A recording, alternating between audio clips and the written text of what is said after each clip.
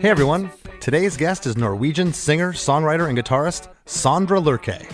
Together we break down the writing, recording, and inspiration behind the single Bad Law, taken from his 2014 and 7th album overall, Please. This track has easily become one of my favorite songs.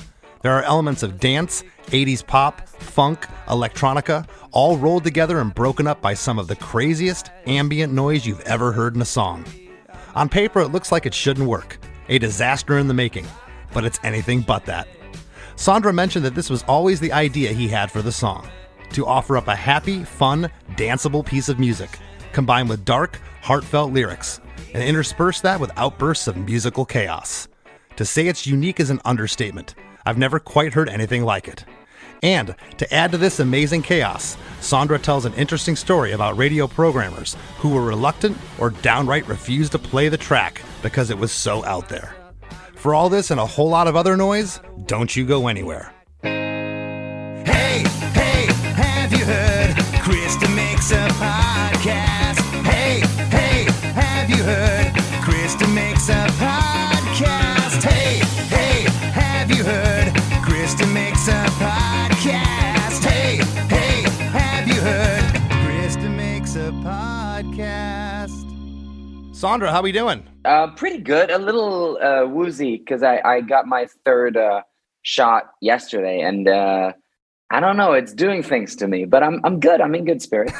Well, I think the psychedelic aspect of that will be good with and very fitting today with talking about your song "Bad Law." There's some moments in there that kind of This is true. that kind of correlates to. But where am I talking to you from today? I am in Oslo, in my home, I guess, in Oslo. I after living in the States for 15 years, I've been mostly in Norway lately, and now I find myself in this place here in Oslo. Okay, so you're not based in LA anymore. No, I'm trying to figure out what to do because I still have my place there, but I'm nearing like having to make a grand life decision, to either move out of that place and sell all my stuff maybe, or to keep living there. But I do miss LA a bunch. But now with the new album out and everything, I'm going to be touring a bunch anyway. So I'm Lord knows where I actually will live by the end of this. Very cool. I'm glad you mentioned the new album. I want to talk about that a little bit. You've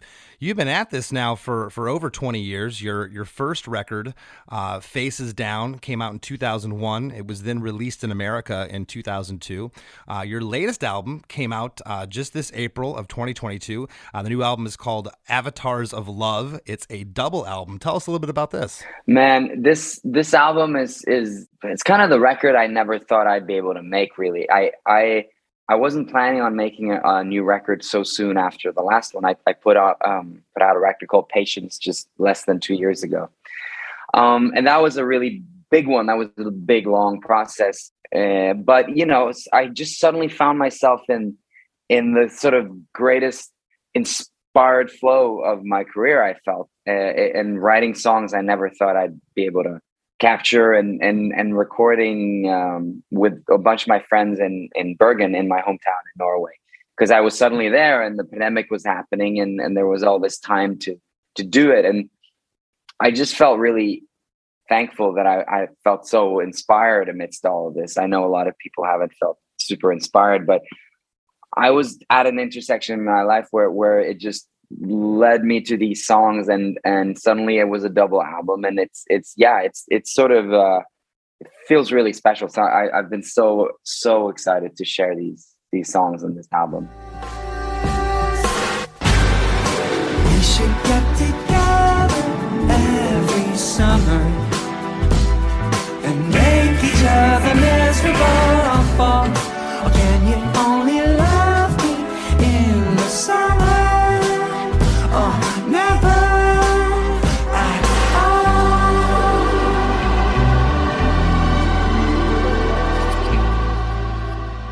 sometimes despair and loneliness and anger and frustration and feeling trapped, that can lead to inspiration. We never know as songwriters where that's going to come from. Exactly. What do you attribute that to? When I've been in droughts before where Yeah. I just don't want to pick up. I don't want to pick up the guitar. I don't want to sing. I'm just not inspired. And there's sometimes I'll force myself to do it, and rarely does something good come out of that that's usable. I find that I have to be inspired either by pain, by happiness, whatever. Yeah, it's such a strange dynamic. I used to be when I was younger, I used to be so afraid of stopping because I was afraid I wouldn't like be able to jump in back into the groove again.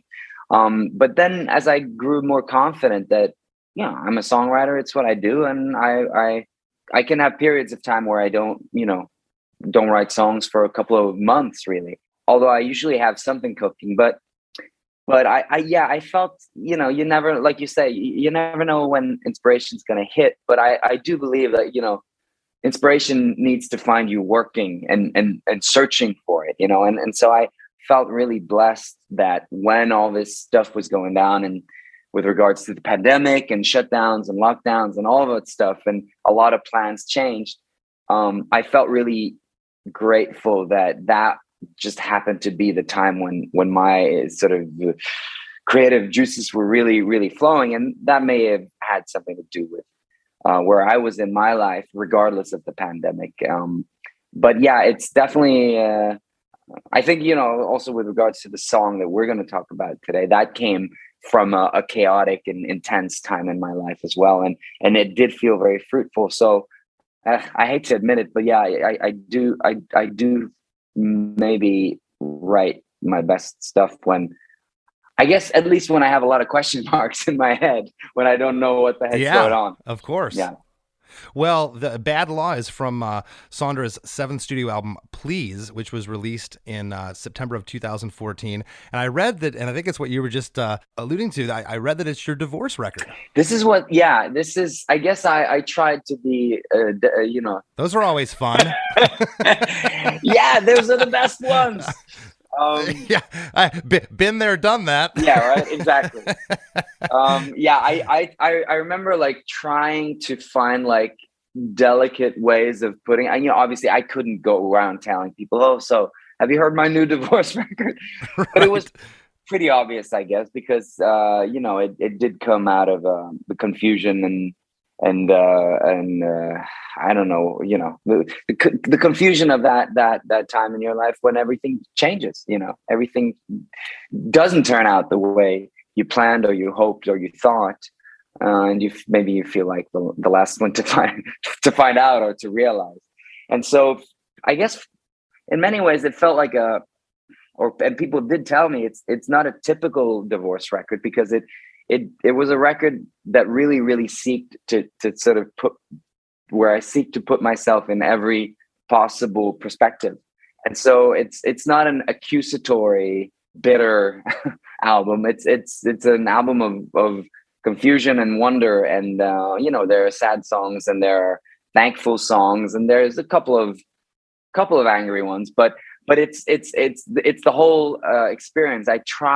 I really, really wanted to understand what was going on in my life and what the years before had been. And so I like to think that it's a loving divorce album, if any. Yeah, well, and yeah, this is like a funky dance pop song. Yeah, it's happy. If you don't listen to the lyrics, man, you just want to get on the dance floor and have a great time. But then you zone in on the lyrics, and there is a dark undertone there. Yeah. But I think the mix between them is perfect. I've always loved music like that. I've loved really aggressive, hard music that has kind of uplifting, funny lyrics, and just the opposite. I like super happy music with depressing lyrics. They can all work together in a really cool way. Do you remember writing Bad Law? I do, and it was sort of an experiment, really, because I was really, really wanting to branch out of just writing songs on an acoustic guitar on my lap. I wanted to see if there are other ways for me to arrive at a song. And so there's a couple of songs on the album where I really deliberately tried to write to a track, to a rhythm pattern that I came up with or that we worked out in the studio with some of the musicians. And in the beginning, I found that incredibly challenging because I was so attached to to the acoustic guitar and to sort of just writing from the more sort of, classic singer-songwriter structure. But I do remember being afforded, I think, 5 days in a studio up north in Norway. We were playing a festival, and the festival owned the studio, and they said, "Hey, do you want to use this beautiful studio? It's called Ocean Sound. It's beautiful. You want to use the studio for 5 days before you play a show?" And I thought, well, this is a great opportunity, because up until that point, I had always come very, very well prepared into the studio. I would have all the songs written out, like everything very thoroughly composed, and then I'd record the songs. And I guess I was longing to see what would happen if I didn't have everything ready, and if I approach the studio also with as a means to write the song, because I would always write the song before the studio. And so I thought, well, I'll for once I'm going to enter the studio without any songs, and I'll bring my drummer Dave and my producer, one of my producers that I've worked with through the years, Cato Odland. We'll go up there together and we'll just jam and play and see if something comes from it. And it felt really daunting and exciting and strange to me, because it's just not how it was really, really removing myself from my sort of safety zone. And on the last day, I had the impetus to sort of shake things up. And I came up with the riff that is the Bad Law riff, and we just jammed on that, and I thought, wow, this is pretty cool. This is fun. I want this to be a song, which it wasn't yet. So this was one of the later ones in the process as you were in the studio creating. Yeah, this was sort of, at this point I had started recording in several different studios, and instead of doing the album in one go, I would just start recording songs in different constellations.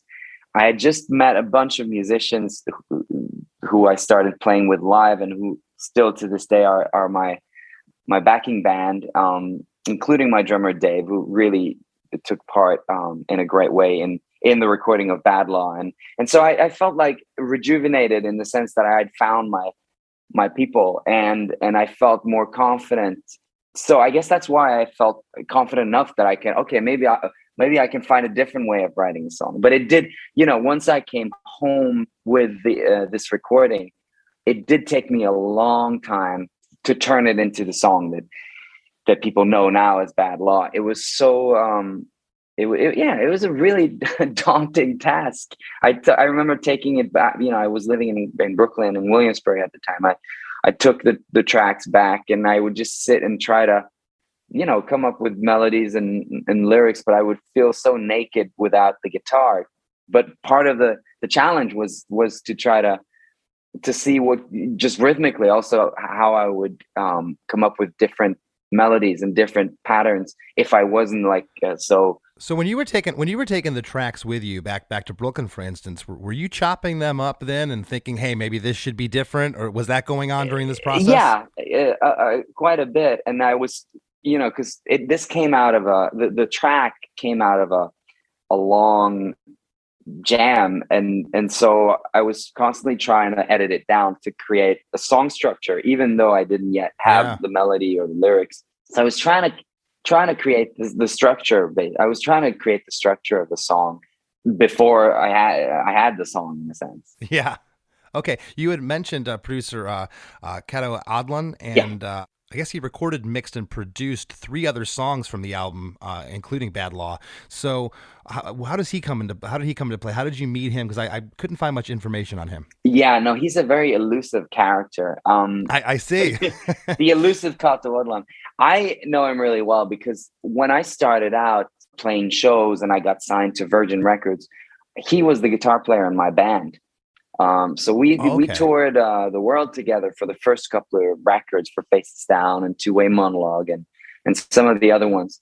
And then he sort of retired from touring and he started his own studio, and it just became natural that we continue working together there. And so he's co-produced, so many of my records since the Heartbeat Radio, the self-titled record, a lot of the stuff on Please, some of the stuff on Pleasure and stuff on Patience, and and then the new stuff also. So I've worked with him for over 20 years in different capacities, and he played a huge part in making Bad Law happen. That's awesome. Well, the track sounds awesome sonically. The production is really cool. There's parts in this that we're going to touch on that are beyond cool. It's some of the craziest things I've ever heard in a music. That's so in a pop track. Oh, that's fantastic to hear. He also plays the bass on the track. Oh, he does. Yeah. It's awesome. What did you play on the track besides obviously vocals? I play all the guitars, all the electric guitars. I guess that's about it. And I sing all the backing vocals as well. Some of them are really. I was gonna ask. I was gonna ask, is that you or is that a female backing vocalist? It's all me. And is that falsetto? It is. I remember being really, really surprised that I managed to go that high. I was gonna say it's got to be falsetto, and it sounds awesome. Thank you. Yeah, it was. You really needed that for it to cut through, and I didn't know that I could do it, but I made it, with a little bit of studio trickery. It's anything's possible. I think I just refer to them as harmonies, but they're actually octaves. Exactly. Yeah. There's it's not a true harmony, which is really adds to the coolness of it, and we'll touch on that. I want to jump into the track right now. Yeah, let's do it. 3 minutes and 32 seconds. Perfect little length for a pop song, 3.5 minutes. This is the first song, and I'm up around 100 episodes. We're at I don't know, almost 2 years of doing this podcast. Wow. This is the first song of all seventh chords I've ever previewed. Finally. Yeah, and I'm going through the song like these are all sevens. Yeah. And for the listeners, I'm going to keep this very basic. A seventh chord basically is a guitar chord that adds a fourth note, which is the seventh note of the scale. And this song, there's 4 chords. It's a G major seventh, a D major seventh, a B minor seventh, and an F major seventh, and in different orders and structures. It's really neat. And I was just like, you'll see those seventh chords in many different songs, but a lot of times in funk and dance music. Yeah. And it just adds that tension throughout the song. I really like it. There's an 8-bar intro with just hand claps and a clean guitar panned off left of center before we get into verse 1. And verse 1 is a double verse.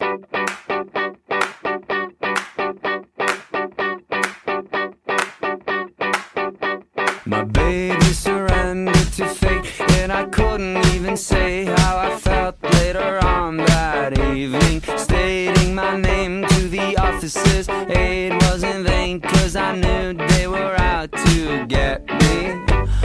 Players 4 or 5 fingers flat on a sticky plastic bag, and scan my blue bloodshot eyes for the history of my trials. My baby surrendered to fate, and I couldn't even say how I felt later on that evening. Stating my name to the officer's aid was in vain, 'cause I knew they were out to get me. Place 4 of 5 fingers flat on a sticky plastic bat. Scan my blue bloodshot eyes for the history of my trials. Wow, man, you're a messed up dude. Yeah, man, it's really funny to hear it recited back, spoken to you, and with such great. That's a good reading. It was so tricky. Once I came up with a melody for this, it had this spoken, almost rap quality to it, which for me made it so much harder to come up with the words because it had to rhyme in different places than your average song. And I guess also because I'm so used to working with much more chords and structure, I'm not used to repeating the 4 same chords the way the song does for a lot of it. And so I was sort of really deliberately trying to limit all these tools, but that made me feel that the melody has to really move, and the lyrics, man, it was so tricky. I wrote so many terrible drafts for this for this lyric, but it in the end, the sort of image or the scene that I ended up sticking with was just this scene that I have been in so many times when I'm going having lived in America, but being a foreigner from Norway, before I had a green card, I would have to get in line and answer the same sort of really, really skeptical questions every time. And even I had nothing to hide. I didn't really, I didn't, and I certainly didn't look that suspicious. I looked cute and sweet, so, but even so, I always felt this paranoia that, God, they're gonna get me this time, or And that's where that line is, stating my name to the officer's aide was in vain. Yeah, because I knew they were out to get me. Exactly. So this whole lyric in a way is written from that sort of paranoid angle where you have done nothing wrong, but at the same time, the authority that you're faced with is so grand and so intimidating that you start doubting yourself, and you start, well, maybe I do have something to hide, or maybe I, did do wrong. And I felt, well, this whole sort of ritual of, immigration. Yeah, you couldn't have possibly been in Brooklyn just working on your record. You had to have been doing something. Yeah, right? Exactly. And what's in your luggage, and where, what does your father do? What does your mother do? All these questions. Like, dude, this is my career. I'm not going to jeopardize it for a roach in my suitcase. No, exactly.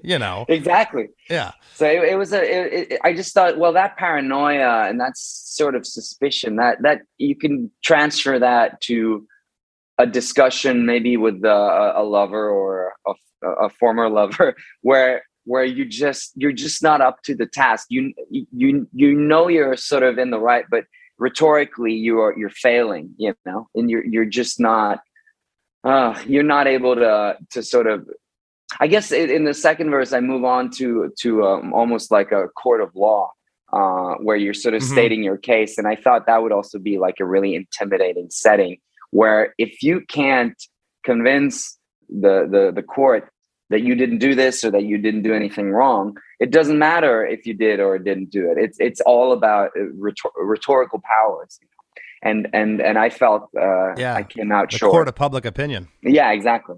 Yeah.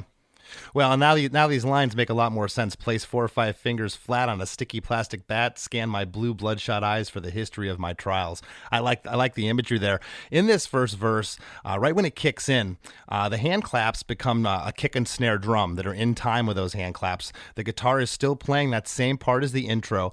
I love on the back half of this verse when it starts to place 4 or 5 fingers that I just read, that lyric. There's only 4 bass notes here. Yeah. At the start of the 9th, 10th, it skips the 11th and 12th measure, but it's back on the 13th and 14th measure. To get me, place 4 or 5 fingers flat on a sticky plastic bag, and scan my blue bloodshot eyes. How did that come about? Why that placement? Because it's really placed well, I think. Yeah, it's a lot of that stuff. It just happens. It's happy accidents. Exactly. I think a lot of the art to recording is being able to having an eye for the happy accidents, and it's sort of like when I play live, if I make a mistake, I usually just try to do it one more time, because then maybe it'll be a cool thing, all these things that you would never think to do. Once you do it by mistake, you might as well do it one more time. Maybe that's the thing, And there's certainly an element of that to Bad Law. So is this next part, Sondre, do you feel the next part is the pre-chorus or the chorus? I'm calling it the chorus, but I can make an argument. I can also make an argument that this is the chorus, but we also get 2 choruses later on when we get the Baby It's a Bad, Bad Law part, because both parts are equally as catchy and killer. Yeah, that was a problem I guess I had with the song, because I felt sort of like you're saying that this in a way is a pre-chorus, but the actual chorus in my mind is Baby It's a Bad, Bad Law. That only happens, I think, like over 2 minutes into the song. It does, but the first time it happens, I'm calling a bridge. And then the last time it happens, I'm calling it I'm either calling it the bridge part 2, the post-chorus, or what I'm actually saying, I think it's the outro at the end. Yeah, exactly. But again, it's such a hook that I think it stands hand in hand with the next line I'm about to read, which I'm calling the chorus as well. Yeah. So we're gonna call this chorus 1. My trials, when crimes I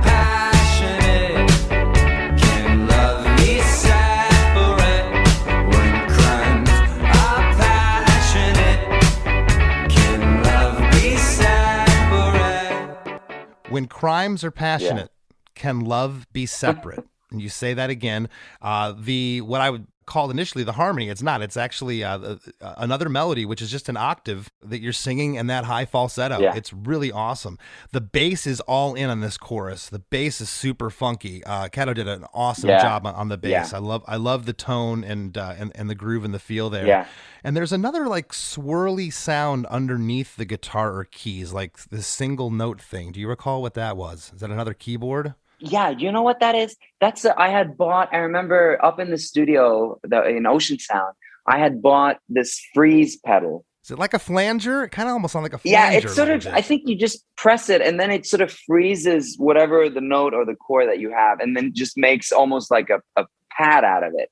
And then you can, and I just enjoy that a lot because I do love pads. And I was starting to realize that I most love to hear my chords played on pads, and obviously playing the guitar, that's kind of hopeless. So I like this freeze pedal. It kept breaking, but I used it for this, and I would just hit it every time I changed the chord, and it would create this sort of like a sort of guitar pad almost.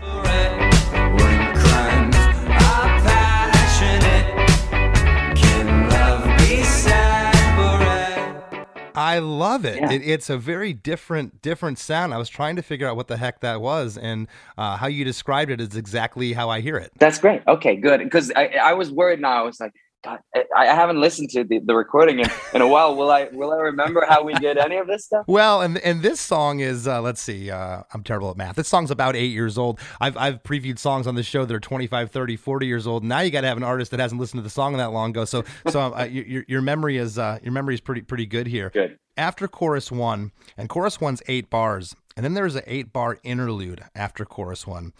The first 4 measures of guitar panned off left, and there's almost like these electrical digital zaps, these glitches that are happening. And then all of a sudden, halfway through, the guitar goes stereo. Yeah. Now we're hearing it stereo, and then you hear a whistle, like a human whistle, like you're from from your lips, panned off to the right into, and I'm going to try to set this up for the listeners as best I can, into 4 bars of absolute mayhem and insanity. It sounds like a rave scene in a movie that was directed by Stanley Kubrick, starring Timothy Leary. It's one of the coolest moments I've ever heard music.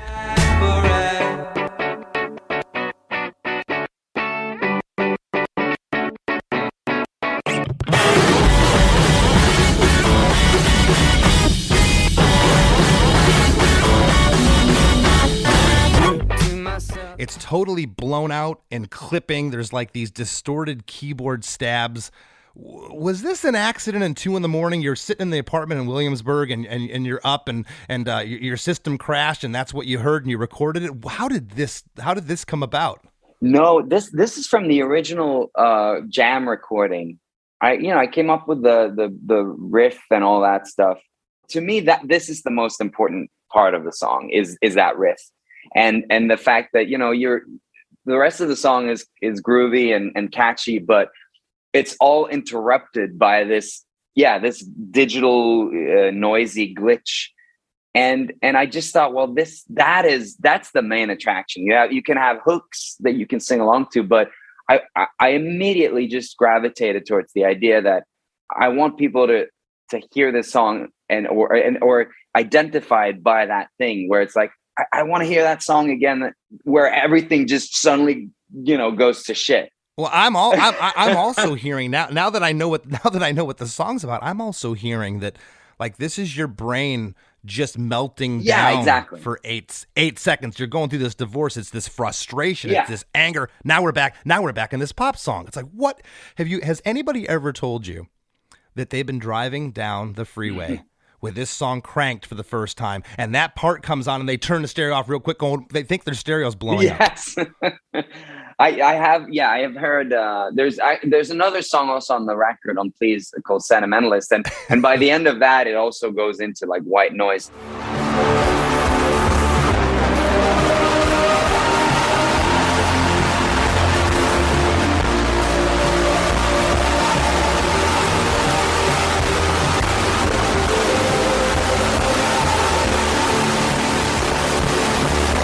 some people are into it, and some people are like why would you do that? What's the point of breaking my stereo? I can see you ruined this beautiful dance pop song. Exactly. What are you doing? But man, this part is intense. It's one of the heaviest moments of music. It's heavy on par with like the heaviest like death metal records I've ever listened to in some aspects. It's like got that tonality to it. I'm happy to hear, because it was something that some people challenged and some people got into, but to me, it was that. I think that is the catchiest part of the song is the sensation of that sound and that riff being played that well, that way, and that interruption where you think you know where it's heading, and then suddenly this hyper aggression. And I'm not a very aggressive guy. I can live out all these different emotions in music, but I'm typically not a very aggressive guy, and I'm a very diplomatic guy. And I think in a way this riff spoke for the sort of the unspoken anger in me. And I thought it was just so liberating. And I remember thinking at the time about that Blur song, the song 2, like, woohoo! Woohoo!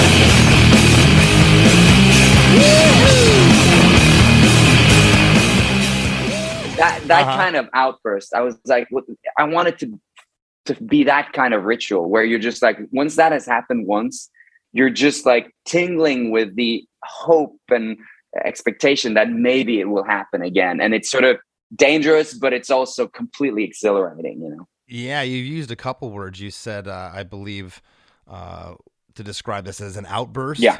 And then you said an interruption. I think outburst is is exactly what this is. And after this outburst, you're back into the song. Yeah. Immediately, you're now into verse 2. It's like this chaos happens, and now you're back into the track. To myself, I retraced every step and found a way to redact and retell my story. No evidence and no witness to summon or finesse. I confess, it all sounds unlikely. A sweaty, paranoid palm pressed against a leather wall. The law and all its flaws, me in an oversized overall. En route to my cell, I retraced every step and found a way to redact and retell my story. No evidence and no witness to summon or finesse. I confess, it all sounds unlikely. A sweaty, paranoid palm pressed against a leathered wall. The law and all its flaws. Me in an oversized overall.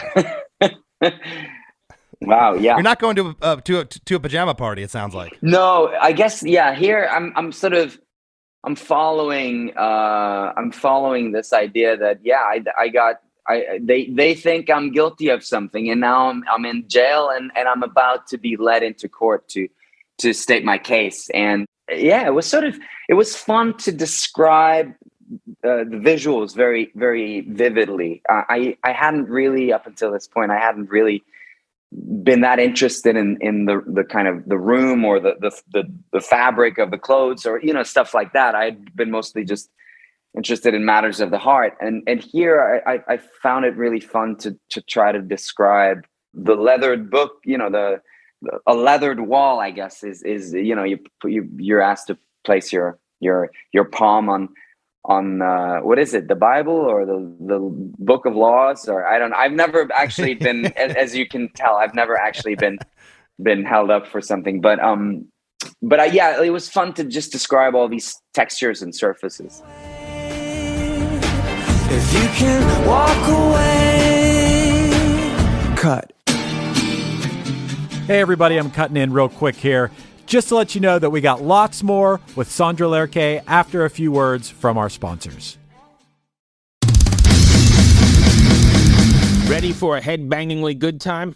Dive into the world of heavy metal with the Brutally Delicious podcast. Here, we don't just talk music. We welcome you into our heavy metal family. Join us for candid chats with legends and rising stars. We go beyond the typical interviews, exploring raw emotions and the life-altering impact of heavy metal. So whether you're a diehard metalhead or just curious, join our family and let the headbanging begin with the Brutally Delicious podcast.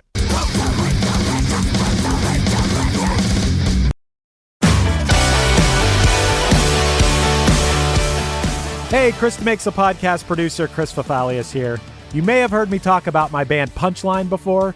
Maybe you already know us, or maybe you're hearing about us for the first time right now. It doesn't matter. No matter what your relationship with Punchline is, I will absolutely guarantee that you'll love our new podcast, A Band Called Punchline.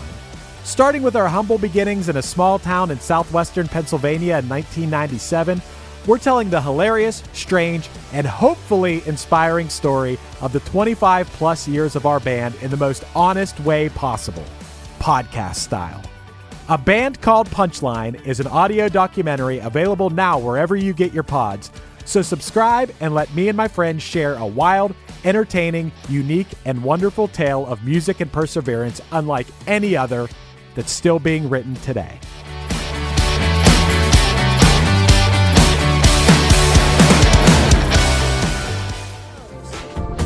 Roll the camera, pulling tighter. And now, back to the show.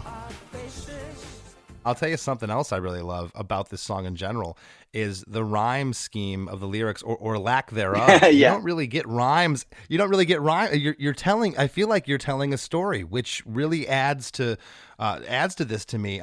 You do get rhymes though, the no evidence and no witness to summon or finesse. Then the next line is, I confess. It all sounds unlikely. So finesse, confess, you're getting in there, but it's not at the ends of the lines, which would typically where you'd find your rhyme. So I really like that. The first half is just like verse 1 here, but there's bass throughout this verse, unlike the sporadic notes in verse 1. The second half of the verse here on verse 2, the drum groove changes here, particularly on the hi-hat. It's doing like this shuffle thing. Yeah. I love that. Sounds unlikely. A sweaty paranoid palm pressed against. Yeah, the drums throughout on this, like my drummer Dave Heilman, he just did a phenomenal job. And most of the songs I write and that we record together, I write them on my own alone, and then I take them into the studio or the rehearsal space with all these incredible people and resources that I work with. But so it was rare for me to actually be in the room together with other people while sort of the song took shape, and that, I think that was probably a first in a sense. And so Dave was right there when this happened and responded to it, and so he became an integral part of how the song happened. And he plays so well together with Kato on bass. It's cool. I love that hi-hat feel. Yeah. It just does something to that really second does. half of that verse. It really just, I don't know. It's needed there, and it's the perfect part. We're right into chorus 2. The first 4 bars of chorus 2 are like that of chorus 1. However, there are hand claps here that are now on the beat of the drums. Crimes are passionate. Yeah. So the hand claps come back. Right. They weren't on chorus 1. When did that discussion come? Is that something again, you're up at 3 a.m. and you can't sleep and you're like, I'm gonna throw the hand claps here on chorus 2. Maybe. I don't know. No, it's probably just something that, maybe this will work, but you don't think too much about it. And then you get used to it. And then maybe you try to remove it because it's like, well, we didn't actually make a decision there. But once you remove it, you realize, oh, it's now an integral part of the song. And so it just has to be. I've had people tell me that the mixers muted it by accident. I've had other people tell me that, we meant to put the hand claps there, but we forgot. Yeah, right. And now here it is, and it's how it is. So I always like to ask those questions. So that ended up there somehow, and I think it's cool. It helps build the song. Yeah, it's really, you want a little bit of movement, and I remember thinking also at the time that the sort of vocal range is kind of flat. It doesn't, like, except of course for the octave falsettos, the verses and the chorus are kind of in the same range. So it doesn't give me that much to sort of dramatize with when we go into the chorus. That's a great point. Yeah, so we needed other things to sort of move it along and elevate it, because you don't really get the big hook until so much later in the song when you get the bad law hook, you know? Yeah, I didn't even think about that. These, what I'm calling the choruses, they don't really lift there. No, So things no. like the hand clap, those little things help it. I say they don't lift, but at the same time, it's still catchy as ever. Yeah, it's so catchy. It took me a long time to trust that it would work because I typically, like probably a lot of people, I will go for some sort of lift, and maybe that'll happen in the chords. It will happen in the vocal range, but here the chords are sort of the same, and the vocal range is the same. So I was really worried about that because it was out of character for me to not write a song that had that organic lift. But it just meant that we had to be extra smart in the recording to give that lift. And then of course the payoff comes in that noise riff, and also in the new extra, the bonus hook, you know? Yeah, well, we're going to talk about that noise riff again. So chorus 2, the first lyric, again, it's the same lyric. When crimes are passionate, can love be separate? It's just like chorus 1. Yeah. And then the second time it happens, it's played over that explosiveness again from that interlude part. It's like you can hear the octave falsetto. The chorus is still going, but this chaos and this noise comes back in. When crimes are passionate, can love be separate? When crimes are passionate, can love be separate? Again, I'm going to use the example. I was not a raver kid, but man, this part reminds me of like a dance rave track, and this chaos where all of a sudden the next part comes in. I'm calling the bridge. Yeah. It's 4 measures with a really cool drum feel with these cool tom. There's some cool drum stuff going on with the toms there. And it sounds like 2 separate synth patterns are happening here. And when this part comes in, it's this sigh of relief from the chaos when this part is like, ah.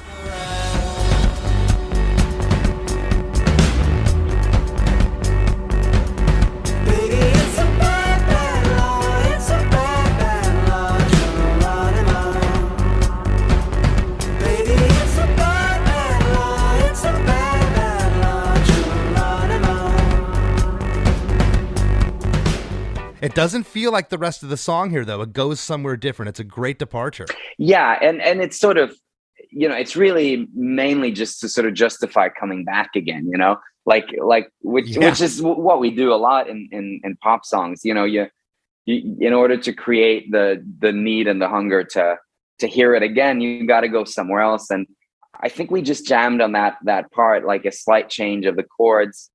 Certainly the beat changes, and we also have a lot of reverb on the drums here, so it's a different sort of room. We enter a different room, but that drum pattern is really exciting, and I felt, well, we could stay here for as long as we want, because it's a really comfy place. But it was really fun to then try to sing the new hook over that. It was originally written where you will hear it later in the song, where you hear it on the sort of chorus chords, but here in this sort of little almost ambient rhythmic space, it was suddenly really, it felt really cool to sing, baby, it's a bad law, it's a bad law, Geronimo. You know, it felt, obviously I wanted the song to be really concise and short, but part of me also wanted to just dub it out and stay there for 5 minutes, you know? Oh, this part just feels so good. You talked about entering another room. You can really hear the space now with those drums, the reverb. It opens up. The first 4 measures are this new feel.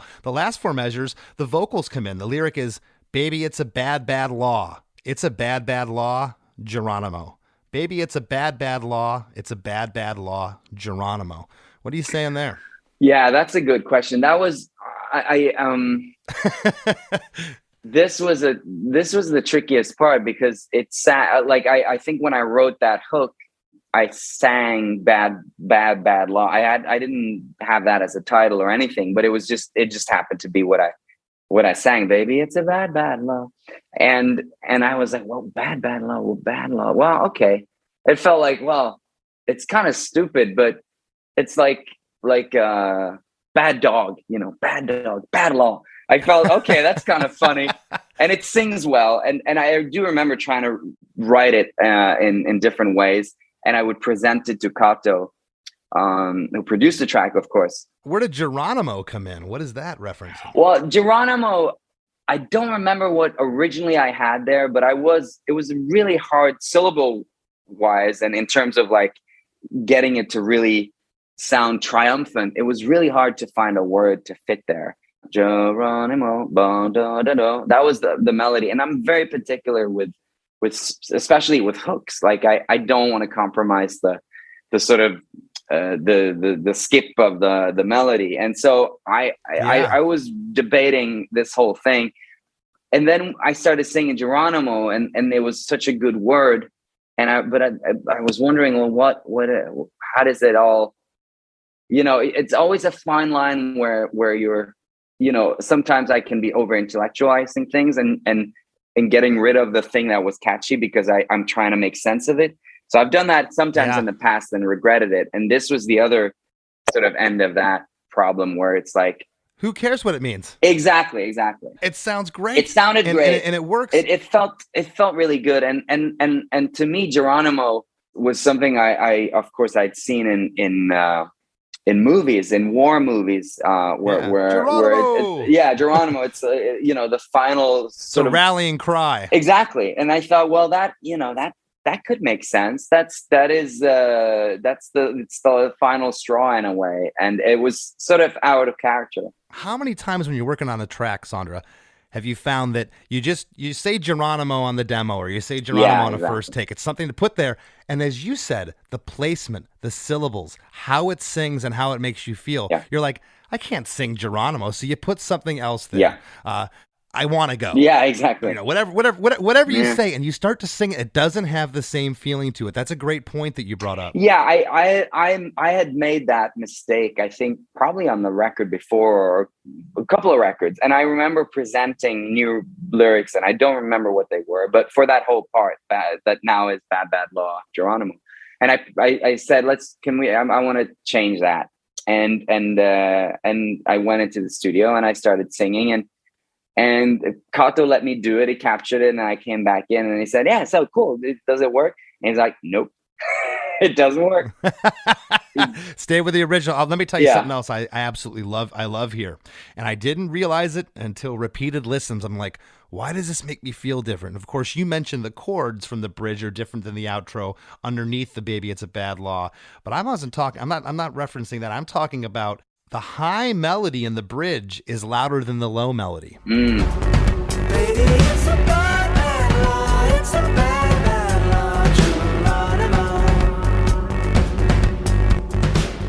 law. The low melody then takes over at the very end, and man, that is cool. Was that conscious, or did you come up with that? Probably in the excitement that I could sing that high. I felt like I got kind of cocky, and it just felt so smooth against the texture of the rest of the song, especially knowing what's to come, that we are, of course, going to go out on that big, harsh, noisy riff. And there was something about like the delicate, tender softness of that falsetto versus like the harsh knife that is that riff, That softness you speak of, it's kind of like, I wrote in my notes, it's a very 80s inspired part. It doesn't feel as 80s at the end. It feels, I say 80s here because it feels like it's a female voice leading it, that falsetto in the bridge. It's so good. We immediately go into verse 3. I straddled out on the stand, my defense scrawled on my hand. Time and time again, but then I lost again. I straddled out on the stand, my defense scrawled on my hand. Killed time and time again, but then I lost again. Yeah. Wow. Yeah. Okay. So obviously now we're in court, and now this very nervous, anxious guy is trying to state his case. And I just like the idea that, it's never a good thing. I was actually thinking here also of like a comedian. If you see a comedian with notes written like on the palm of his hand, or, sweating, it's probably not a good sign. It's just, he's too nervous. He's too, come back another day. And I like that image. And that's why also the line killed time and time again, to sort of imply that it didn't matter. It wouldn't matter if I did sort of kill, like you say, amongst comedians. you killed. Even if I did really have the audience sort of feeding from the palm of my hand, it wouldn't matter because they have already decided I'm guilty. So there was I was trying to express this sort of hopeless, like it doesn't matter if I do a good job. It doesn't matter if I'm funny. It doesn't matter if I state my case. I'm doomed. Yeah, exactly. And then of course, killed time and time again.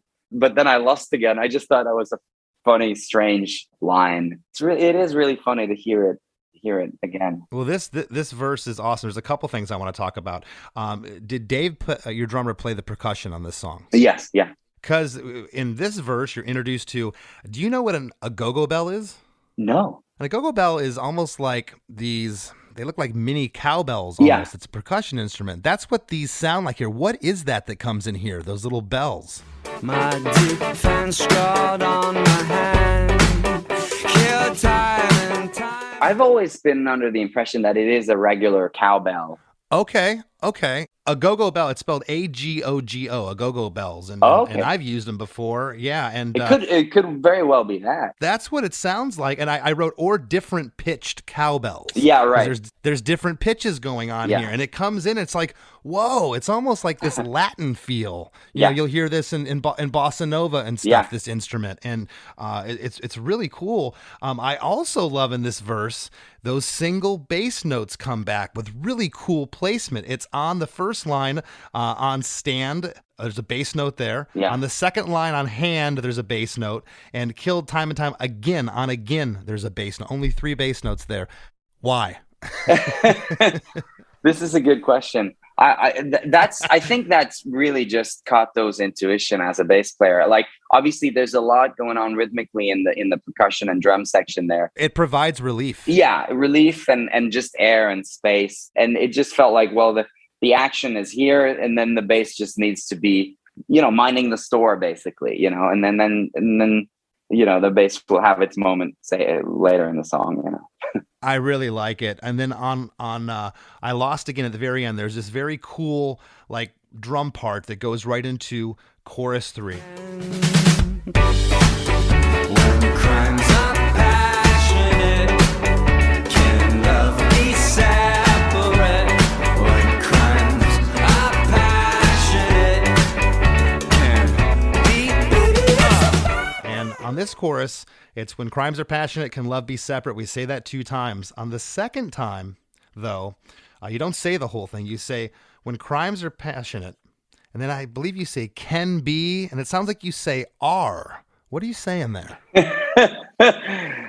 I had forgotten about that. But yeah, I think that's, I think I had originally an idea that I wanted that whole hook, I wanted to be really robotic and just steady. So in a way, it's not part of the lead. It's just like a chorus, just saying, and kinds are passionate. Very. You stole a word I have down here, robotic. That we're yeah, gonna get right, to in exactly. A moment. And I think I think when we recorded it, when the vocals, I recorded words for us to almost sample and move around or change the pitch of.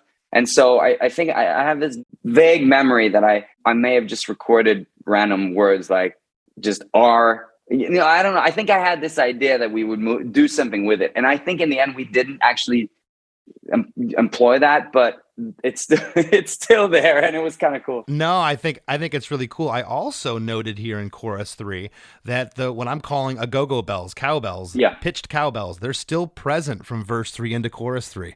I love that. I love that. Yeah. I think if they would have been pulled there, you would have missed them. I think so too. And it felt like, when you're introducing something as sort of juicy and fun as that, it's sort of a crowd pleaser. You can't take it away. You gotta go all the way with it. It's a really fun sound. Are you keeping the party going, or are you making us? Is it last call? I mean, you got to keep the party going, right? Exactly. And it's gonna end in chaos anyway. And I feel then it's like, everybody on deck. Then everybody should be involved. Let's get to that chaos. We're now in the outro, and when you say R, can be R, or whatever I'm saying there, whatever that word is, that actually lands in the beat in the next measure of this outro. Yeah. It's a bad, bad load you're running on. Baby, it's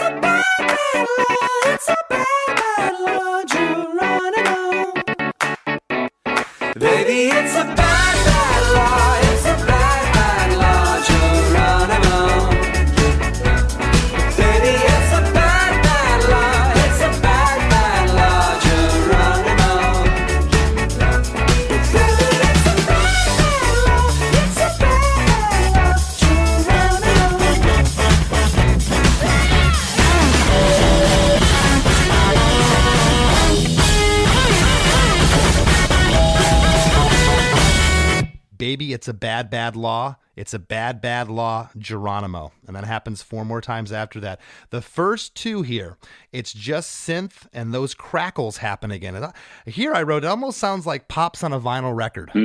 It's cool. Yeah. It's really cool. Yeah. It's sort of, I wish I remembered the name of the pedal, because it was something, it was like a sort of digital distortion pedal that I think I had seen St. Vincent use it or something. Like, she was really, really, really using it to great effect. So I think I was inspired by that kind of noise. I imagine some artists like yourself being able to time travel back to 1968. You're in a studio and you're telling the producer, hey, here's this idea I have. You're like, that sounds wrong. Yeah. It sounds like the record's popping and skipping. What are you doing? Yeah, why would you do that? Why would you do that? But man, it is such a cool sound. On the second 2 lines, the hand claps come back in, which again, it just feels like the party is just continuing on with the hand claps.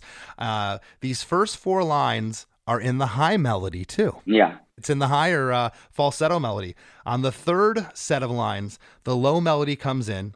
It's louder than the high melody here, which I mentioned before. That's switched from the bridge. And the band is back in with the drums doing that shuffle beat on the hi-hat. Baby, it's a bad, bad law. It's a bad, bad law, Geronimo. Baby, it's a bad, bad law. The backing vocal happens here, and this is where I put sounds robot sounding. Exactly. Right. When crimes are passionate, can love be separate? That's coming in. So you're still getting the chorus in a weird way. I love how it's swirling. When is off to the left. When crimes off to the right. Are to the left. Passionate. It goes back and forth. Baby, it's a bad, bad law. It's a bad, bad law, Geronimo.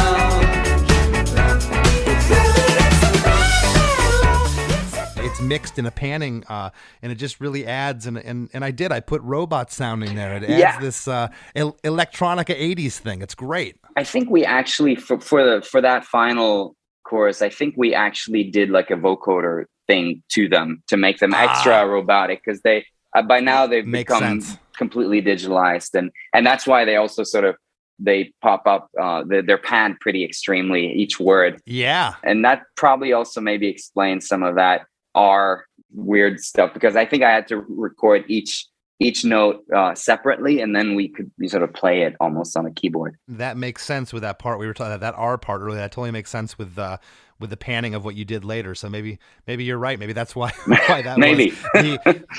The fourth set of the 2 lyrics. Maybe it's a bad, bad law. It's a bad, bad law, Geronimo.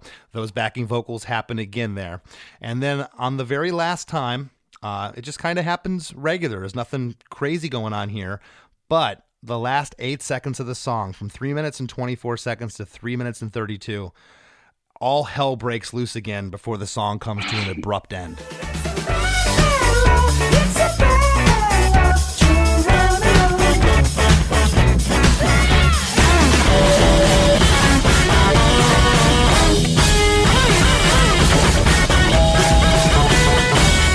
It's just this noise and this static and this chaos.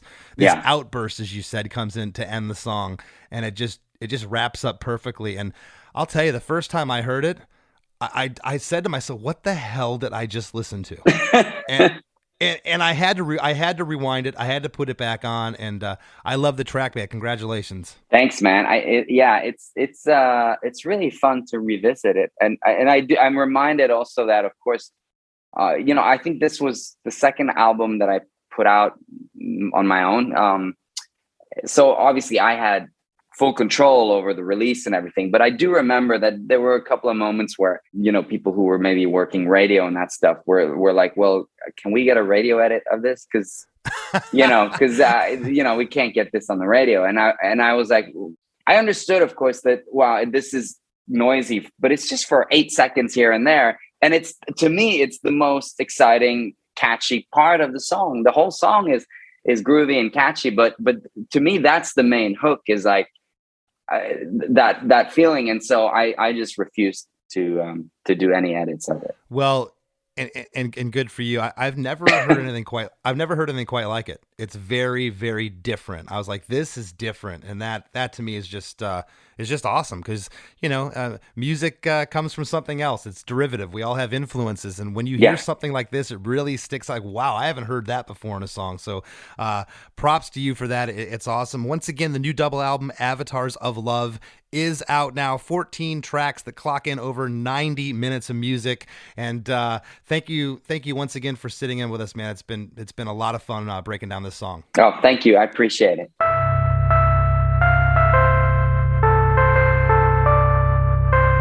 There's lots more Chris DeMakes a podcast after a few words from our sponsors. The number you have reached is 100.7 WMMS. It wasn't just a radio station, it was a lifestyle. Cleveland is a rock and roll city for sure. Get down! The Wrath of the Buzzard. WMMS. Cleveland. The rise and fall of one of the most iconic radio stations in America. Profiles, The Wrath of the Buzzard. PROH Files. Subscribe now wherever you get podcasts. Hey, Chris Fafalius here.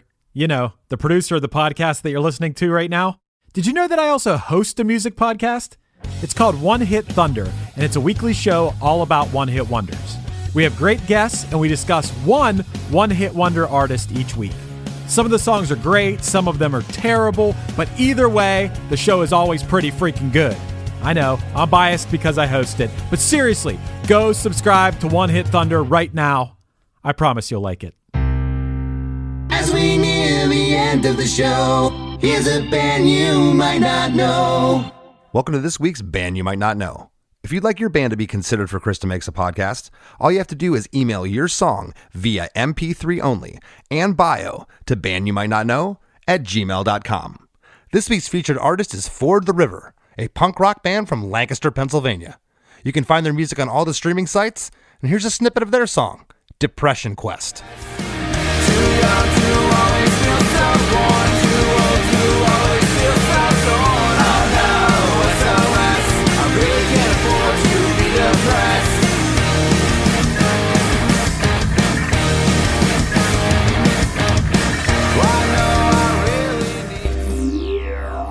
The Wrap with Chris and Chris. So, Chris, I had to stop you and say, hey, man, why don't you just save what you're saying for the wrap? Because as soon as you finished recording this episode, you and I just got into it talking about this song once again. But I'm like, no, hold up. So now here we are on the wrap. I was telling you a moment ago that I must have listened to this song, not even kidding, 30 times last night. I was a little overwhelmed upon first listen the other day when you had sent this track to me. And I was overwhelmed because there's just so much cool stuff coming in and out to talk about. And I'm like, this is going to take me forever to take notes on, but I'm glad I did. I love this song. I think that it's one of the more unique tracks that's come across our desk here. It's very interesting, and those noisy parts are insane. Yeah, man. So a little backstory on this. I was going back and forth with Sondre's publicist about another artist. And then he hit me back and said, hey, I have this artist, Sondre Lerche, he has this new album. I'm like, yes, we will absolutely do that. I had first been exposed to Sondre's music through my bandmate and friend, Steve, who sent me this song, Bad Law. And it was mind-blowing. I've loved this song ever since. I think it's seriously one of my favorite songs ever. I took a screenshot when you guys were recording and sent it to Steve, and he's like, please tell him that Bad Law is one of my top 3 songs of the decade, which I did. But yeah, man, this song is insane. It's so cool. It's unlike any other song. And I love it. I never get tired of this song. It really is. You know, I made mention of all those 7th chords. Yeah. It's all 7th chords, which adds this texture and this little bit of tension that's really, really cool. How would you describe this song to somebody? Is it a dance song? Is it a pop song? Is it an electronica song? What is it? It's got so many different elements to it. It is a chaotic dance pop song. Is that a good way to put it? I mean, chaotic dance pop. It's a new genre of music. Chaotic dance pop. Yeah, it sounds so good. I love having this song cranked in my car, and when that part hits, it's just, I feel like that part, the chaotic part, rocks harder than any like hardcore or like some song that's supposed to be heavy, I feel like that rocks harder. And Chris, I equated it to death metal. Right. And it's heavy, and its heaviness. Yeah, and it's a very unique type of heavy. And Chris, I didn't hear either of you guys reference it this way, but I've always thought of the chaotic part as, and I feel like Steve and I have both talked about this, using actual like clipping musically. And I don't think before this song I'd ever heard that. Now, if it's actually clipping or not, I don't know. It sounds like it is. Yeah, I had talked about the synth stabs sound like they were clipping in here. So I did make mention of that. But yeah, I guess if you were to, instead of saying it's an outburst, as Sondre had mentioned, it's more of a clipping. Yeah, it sounds like digital noise. It sounds almost wrong, which you mentioned a moment ago, Chris, that you love cranking the song up driving down the road. And I had asked him, I said, has anybody ever said to you that like I thought my stereo was malfunctioning or something was wrong? And then he talked about the radio stations were reluctant to play it this way because radio stations like to be very what's the word, homogenized, straight and narrow, and you put something like this part is here's another word, it's disruptive. I love your point you said about going back to a studio in 1968, like a producer or an engineer being like, what the hell are you doing? What do you mean? But I do think that if you're going to explore new territories in music, you got to do stuff like this. You got to get wild. If the Beatles had kept going, they eventually would have experimented with clipping, with stuff that it's almost like, and this is a very weird comparison, but it's almost like Andy Kaufman doing that thing in his special where it made people's TVs roll and then they would go up and check their TV. It's kind of like the same sort of thing. Like you said, if they would have played this on the radio, people would have been checking their stereo like, oh, there's something wrong. It's skipping or something here. But no, that is what is so cool about it. Nothing I'm saying is talking shit. This is seriously one of my favorite songs ever. It's amazing. Yeah, no, I had made mention of it. Sounds like all of a sudden you're in a rave scene gone bad. It's like, what is going on with that part? And I wonder, he had made mention that he's got some ambient noise in some different songs, but could he use this trick again in another song? I mean, I almost feel like, and I don't mean this in a bad way at all, but it's kind of like a one-trick pony. How do you do this again in another song? I mean, maybe another artist could, but I feel like he made the best, craziest use of this type of feel that he could have with this track. What do you think? Yeah, I think there is another track on this album that has something like in the realm of this. I forget which song it is. But anyway, I do think that you can use these chaotic outbursts because they're so effective when you're waiting for it. Dude, when I listen to this song, I can't wait to get to that part. Regardless, the rest of the song is great, and it's a feel-good, upbeat, dancey type song, but I can't wait for that part to hit. Like, I am waiting for it. Yeah, and let's talk about his former bandmate and producer, Cato Odlund. I mean, the bass playing on this thing. You're a bass player. It's funky. But it is restrained. You get to that third verse, and he only plays 3 notes. Right. It's like he felt like, you know what, we need a little relief before we hit this outro. And that type of restraint is some of my favorite bass players. Flea will do it. I mean, that guy can play anything, and there's times when he'll just play single notes in a part, and you're like, there could have been so much more here. It's like, yeah, but how does it make you feel? Right. I mean, that's what I call tasteful bass playing. Yeah. I do think it's funny that you used Flea as the example. The guy who overplays the bass more than anyone ever, but it's awesome. I brought him up. I brought him up because he is the Yngwie Malmsteen of bass, Flea. But there is times in songs where you're like, okay, he stood back, and you almost wonder if that was him doing it or if that was Rick Rubin or somebody else saying you got to stay off it. Because again, when you're that type of a bass player, when you can play that great, it's hard to stay off it. But I love his bass. I love his bass playing here.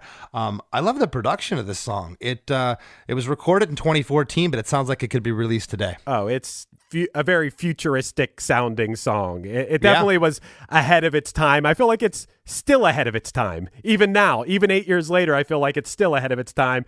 Chris, I love that you touched on who couldn't listen to this song and not be like, what is Geronimo? Why is he saying Geronimo? And it's exactly what I would have guessed it is, that he sang that because it felt good to sing. It worked phonetically. It worked syllabically. It worked, it was just a good word to sing, and you couldn't change it. And he said he had learned, just as everyone learns this at some point, if he tried to force a lyric in there that, like, I don't know, made more sense or something, it's not gonna sing as well. And he was just like, no, I got to do what sounds right. And then in retrospect, you can tell yourself like, oh, this makes sense because, you know, for one reason or another, you convince yourself of why it makes sense lyrically. And I think that's the way to go always. Yeah. And he agreed when I said it. I think it works perfectly. You know, Geronimo was like a rallying cry, and he agreed. And you know what else is a rallying cry, Chris? What's that? Our rallying cry for each and every one of our listeners to leave us a 5-star review. Yes, you absolutely should go to wherever you listen to podcasts if it's an option.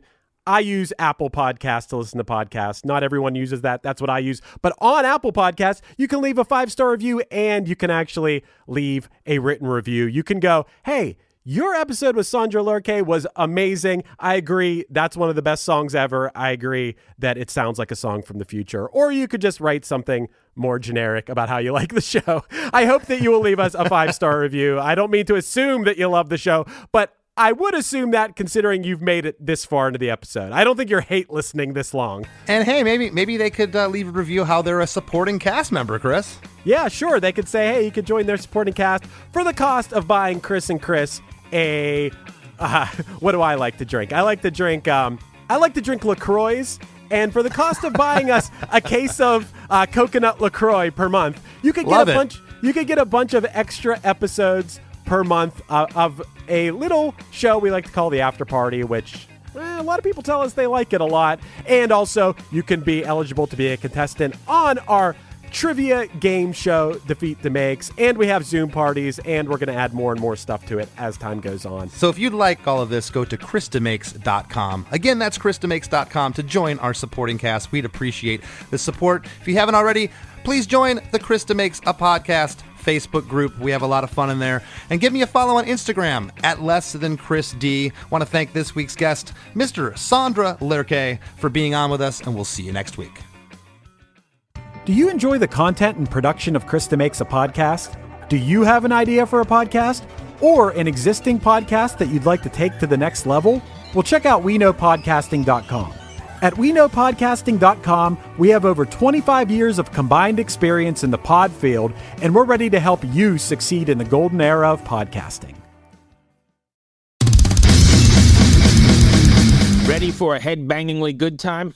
Dive into the world of heavy metal with the Brutally Delicious Podcast. Here, we don't just talk music. We welcome you into our heavy metal family. Join us for candid chats with legends and rising stars. We go beyond the typical interviews, exploring raw emotions and the life-altering impact of heavy metal. So whether you're a diehard metalhead or just curious, join our family and let the headbanging begin with the Brutally Delicious Podcast. The number you have reached is 100.7 WMMS. It wasn't just a radio station, it was a lifestyle. Cleveland is a rock and roll city for sure. Yeah!